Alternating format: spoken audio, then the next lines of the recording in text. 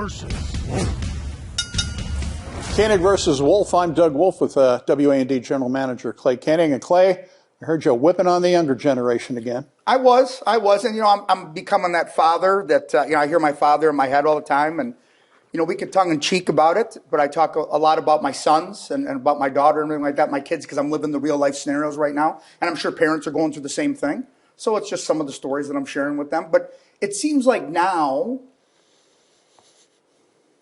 the younger adults are like dictating more than what we did when we were working. Does that make sense? Like choice of hours, you're kind of smiling at me now. You keep going on. You keep digging your hole there. Go ahead. Well, here's the thing. I don't understand. When the boss told me to do something, I just did it. No guff. I think stuff like that builds character. When you're not doing the stuff that you want to do, that builds character. And plus, not only that, it gives you an experience that maybe you say, look, I choose not to do that because I've done it before. I just want them to do it. All right. See, you were talking about 16 to 20-year-olds and that kind of thing. And when I was a teen and when I was in high school, college, I worked, okay? I worked in an auto body shop for years. I sanded cars, I swept floors, all that crap. But I tell you, if I could do it again and I had the money, or my parents had the money and were willing to share it, I swear I would not have worked right away. I would have gone, traveled Europe or something.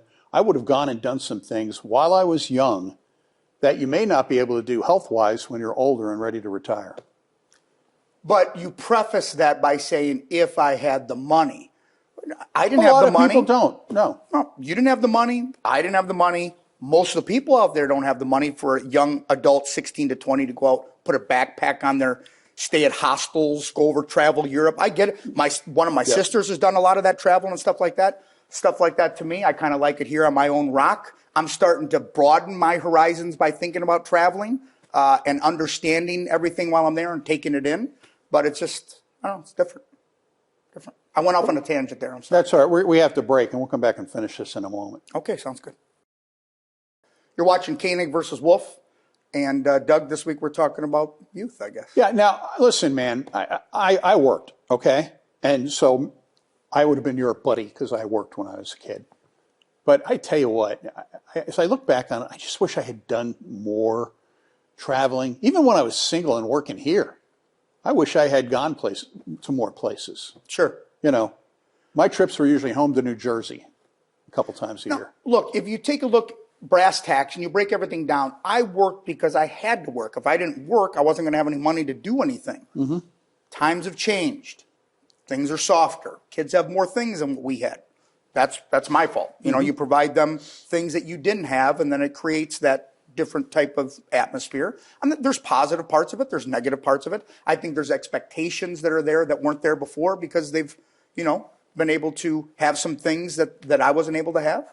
But you see what my point is, though, about doing stuff when you're younger? But you have to see my point. Why do you think people go to college?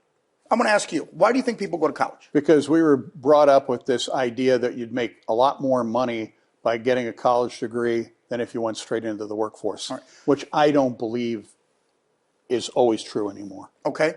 So if I'm an employer and I'm looking at that kid going to college, what am I looking for? As an employer, what am I looking for that kid going to school? I'm not trying to trick you here, but this is the real deal. Oh, if you're an employer? Yeah, if I'm an employer. You're somebody who can do the job. Who can finish the job. But you're going to 4 years to finish the job. Oh, come on, man. You're not going to dismiss some kid that didn't get a college degree. No, not at all. He won't be able to finish the job because he didn't get a degree. Not at all. In fact, I've met people that haven't gone to school that have more stick-to-itiveness than the people who have gone to school. Exactly.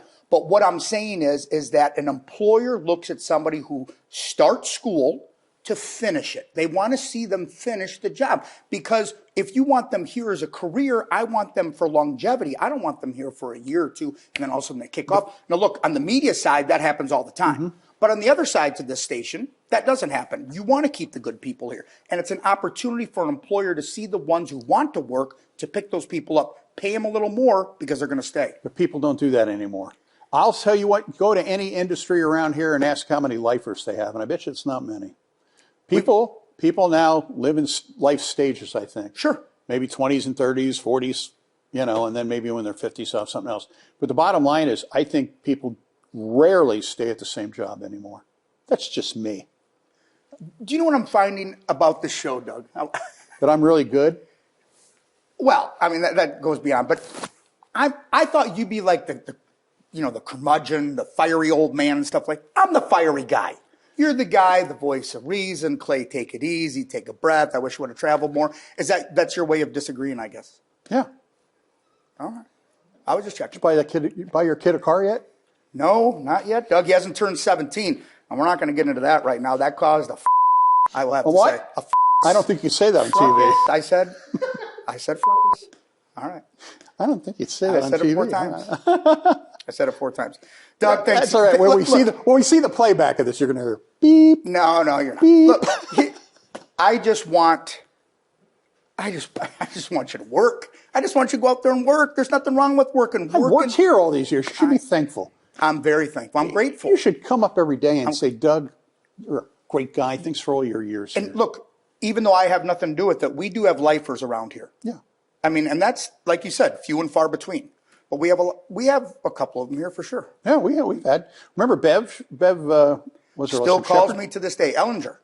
She calls me every couple months just to check in. Yep. Yeah. She worked here 50-some years. 51.